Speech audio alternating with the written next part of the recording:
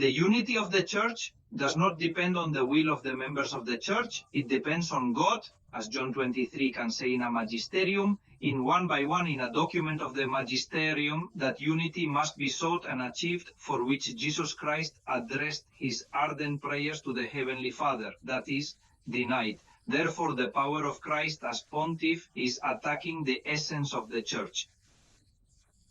And furthermore, even to the supplicating omnipotence of Christ, as God who is, that is, a supreme pontiff. That's why Piono condemns. And he is very blunt in saying that ecclesiastical men praying for Christian unity cannot in any way be tolerated. John 23, logically, he is leading the opposite. He is denying the unity of the Church. He is leading the opposite to the magisterium of the Church. And this is precisely this error of ecumenism.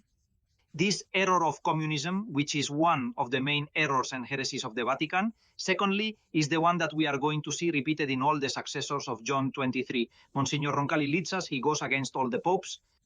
And there are even those who claim that both John 23 and Paul VI entered Freemasonry in different lodges on the same day. The language that John 23 uses is not the language of the Catholic Church, because John 23 is continually talking to us about the unity of liberty, equality, etc., which is precisely the fundamental values of Freemasonry. I mean, he's surrounded by Freemasons. He speaks well of the Masons. He speaks like a Mason.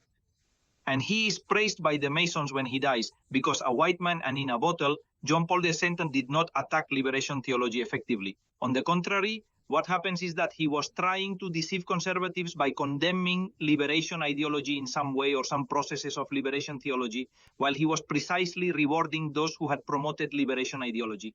Attacking the unity of the Church is destroying the Church. They have been damaging the Church since the time of John 23 by what they believe and act upon. Accepting certain figures as popes would equate to accepting the gates of hell prevailing against the Church. Francisco Bergoglio has acted destructively, using rough means that led many people astray under the guise of opening doors, ultimately detrimental.